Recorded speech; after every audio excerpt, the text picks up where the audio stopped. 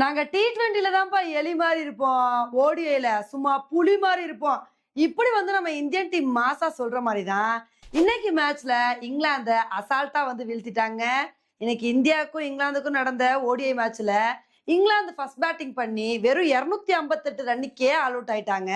இந்த ஸ்கோர எப்படி நம்ம இந்தியா சேஸ் பண்ணிருவாங்க அப்படின்னு நமக்கு வந்து தெரிஞ்சுச்சு. அதுக்கு தகுந்தாப்புல ரோஹித் சர்மா, சுப்மன் கில்லோட ஓப்பனிங் பார்ட்னர்ஷிப் இருக்கும் அப்படின்னு சொல்லிட்டு எதிர்பார்த்தோம்.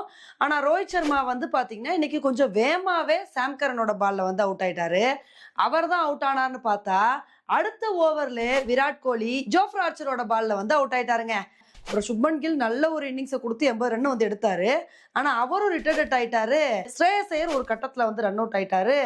அதுக்கப்புறம் வந்து பாத்தீங்கன்னா, அதே ஓவர்ல ராகுலும் ஜோஸ்டங்கோட பால்ல வந்து அவுட் ஆயிட்டாருங்க. என்னப்பா மேட்ச் டஃபா போயிருமோ அப்படின்னு நினைக்கும்போது, அப்பதாங்க வாஷிங்டன் சுந்தரும், அக்சர் பட்டேலும் இருந்துட்டு, நாங்க இருக்கிற வரைக்கும் அவ்வளோ ஈஸியா மேட்ச் எல்லாம் டஃபா போகாது. நாங்க இருந்து மேட்ச வின் பண்ணி குடுப்போம் அப்படின்னு சொல்லிட்டு 2 பேருமே ஒரு சூப்பரான இன்னிங்ஸ குடுத்து ஹாஃப் செஞ்சுரி அடிச்சு அசத்தி புட்டாங்க.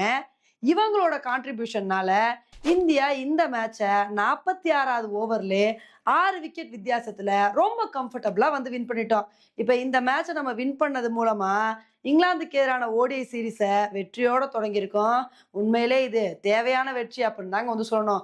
ஏன்னா இங்கிலாந்து கூட T20 சீரிஸ்ல ஒரு மேட்ச் கூட வந்து ஜெயிக்க முடியாம எல்லா மேட்சையுமே தோத்து ஒயிட் வாஷ் ஆனனால நம்ம இந்தியன் கிரிக்கெட் ஃபேன்ஸ் எல்லாருமே நொந்து போயிட்டாங்க. என்னப்பா இந்தியா இப்படி ஆயிப்போச்சே அப்படின்னு சொல்லிட்டு பயங்கரமா வந்து புலம்பி தவிச்சிட்டு இருந்தோம். இப்படி இருக்கும்போது அந்த புலம்பல்கள் எல்லாத்தையுமே கொஞ்சம் சரி கட்டுற மாரி ஃபர்ஸ்ட் ஓடிஐ மேட்ச்ல நம்ம இந்தியா ரொம்ப சூப்பரா வந்து வின் பண்ணியிருக்காங்க. இப்ப இந்த அளவுக்கு இந்த மேட்ச வின் பண்ணதுக்கு முக்கிய காரணம் என்னன்னு பார்த்தீங்கன்னா, நம்ம இந்தியன் பவுலர் சூப்பரான ஒரு பெர்ஃபார்மன்ஸ் வந்து குடுத்து, இங்கிலாந்த 258 ரன்னுக்கே கண்ட்ரோல் பண்ணதுதாங்க. அது ஸ்டார்ட்டிங்ல சூப்பரா வந்து கண்ட்ரோல் பண்ணி மடன்னு சொல்லிட்டு விக்கெட்ட வந்து எடுத்தாங்க. அதுக்கப்புறம் இங்கிலாந்து ஒரு நல்ல ஸ்கோர எடுத்தாலுமே கூட, அத வந்து நாங்க சேஸ் பண்ணுவோம் அப்படின்னு சொல்லிட்டு இந்தியா பிளான் பண்ணி விளையாண்டு, சூப்பரா இந்த மேட்ச வந்து வின் பண்ணிட்டாங்க. இப்ப இதே மாரி அடுத்தடுத்த மேட்ச வின் பண்ணி, இந்த ஓடிஐ சீரிஸ வின் பண்ணணும் அப்படின்றது தான் நம்மளோட ஆசையா வந்து இருக்கு. ஓகே ஃபிரெண்ட்ஸ், இந்த ஒரு மேட்ச பத்தி நீங்க என்ன நினைக்கிறீங்க அப்படின்றத என்னோட கமெண்ட் செக்ஷன்ல போடுங்க. இதே மாரி இன்னொரு வீடியோல உங்கள வந்து மீட் பண்றேன். பாய் ஃபிரெண்ட்ஸ்.